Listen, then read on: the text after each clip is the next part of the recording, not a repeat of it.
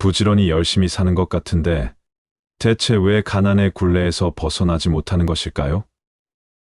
나의 생활 태도가 잘못돼서, 아니면 금전운이 따라 주질 않아서. 가난은 물질적으로 결핍된 상태입니다. 사람들은 가난의 이유를 여러 곳에서 찾게 됩니다. 부모님에게 물려받은 재산이 없어서, 좋은 직장을 구하지 못해서, 월급이 적어서, 운이 나빠서 등의 여러 원인을 생각해 보게 되는데요. 내게 가진 가난을 부르는 습관이 있는 것은 아닐까요? 만약 그런 것이 있다면 어떤 것들일까요? 몸에 나타나는 질병 상당 부분이 잘못된 생활 습관에 기인하듯 가난도 상당 부분 잘못된 생활 습관일 수 있습니다. 당장 오늘부터라도 내게 숨어있는 잠재적인 가난 바이러스를 찾아내 없애야겠습니다. 그럼 지금부터 가난의 굴레를 벗어날 수 없게 만드는 생활 습관 7가지를 소개하겠습니다. 첫 번째, 인맥을 중요시한다. 가난한 사람들 대다수는 사교성이 좋고 성격도 좋아 주위 평판이 나쁘지 않다. 이런 사람은 인맥이 좋은 것처럼 보이지만 나이가 들수록 절실한 것은 인맥이 아니라 노후자산이다. 사람과의 관계가 중요하지 않다는 뜻이 아니다. 다만 여러 모임에 나가 명함을 돌린다거나 술자리에서 만났다거나 하는 방식으로 만든 인맥은 인생에 별 도움이 안 된다는 의미다. 신뢰를 축으로 단단하게 쌓은 인맥이 아니라면 개개는 퇴직을 하는 등으로 자신의 끈이 떨어질 때 다 떨어져 나가는 허망한 인맥이다. 가난한 사람은 친구가 많은 것으로 마음을 달래는 데다 그 친구와의 교제에 야금야금 돈을 쓴다며 겨우 결혼식에 초대되는 친구 중 한 명으로 축의금 가난뱅이가 될 확률이 높다. 두 번째, 욕망의 크기가 크다.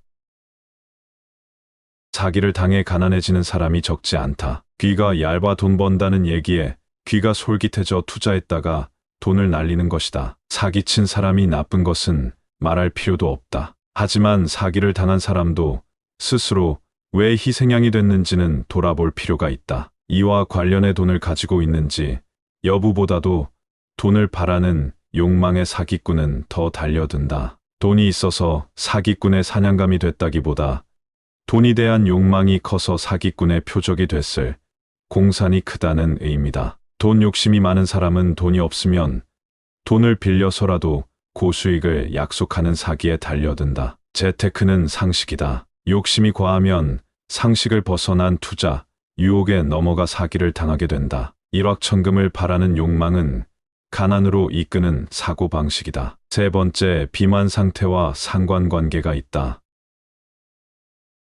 몸에 나타나는 생활습관 질병의 대부분이 비만이 원인이듯 가난의 원인 역시 비만일 수 있다. 실제로 오사카 대학 연구팀이 2005년에 설문조사를 통해 주택담보대출을 제외한 빚과 비만도의 관계를 연구한 결과 빚이 있는 그룹에서는 남녀 모두 비만인 사람이 많았다. 오사카 대학 사회경제연구소의 이케다 신스케 교수는 비만은 경제학으로 보면 빚 그 자체이기 때문이라며 비만은 먹는 재미를 우선함으로써 짊어진 건강상의 빚이라고 할 수 있다고 설명했다. 이케다 교수는 특히 비만 체질인 사람의 특정 성격이 비만을 심하게 만든다며 뒤로 미루는 성격을 꼽았다. 즉, 뒤로 미루는 성격의 사람은 비만이 되기 쉽고 빚을 질 확률도 높다는 뜻이다. 당장 편한 것, 좋은 것,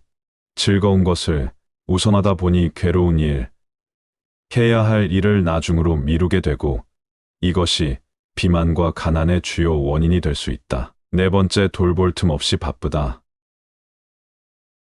가난한 사람은 쉴 틈이 없다는 말이 있다. 가난한 사람은 바쁘고 분주하다는 뜻이다. 사람들은 스케줄이 많고 바쁘면 어쩐지 자신이 꼭 필요한 존재가 된 듯한 기분에 취한다. 하지만 바쁘다는 것은 당장 급한 일을 하느라 장기적으로 중요한 자기 개발을 소홀히 하고 있다는 의미다. 바쁘면 주변이 보이지 않고 자신이 처한 상황을 돌아볼 여유조차 없다. 그러다 보면 인생의 어딘가에 균형이 무너지기 시작하면서 가난이 틈타기 시작한다. 부자는 자기 페이스대로 산다. 부자라서 여유가 있기 때문이 아니다. 직장 생활을 해도 자기 페이스대로 균형을 잡아 산다. 부자가 아닐 때부터 자기 페이스대로 살아서 부자가 된 것이다. 회사 일 때문에 너무 바빠서 아파트 청약을 못했어라든가 일이 많아서 투자엔 신경 쓸 겨를이 없어라는 말이 자랑이 아니다. 이런 말을 하면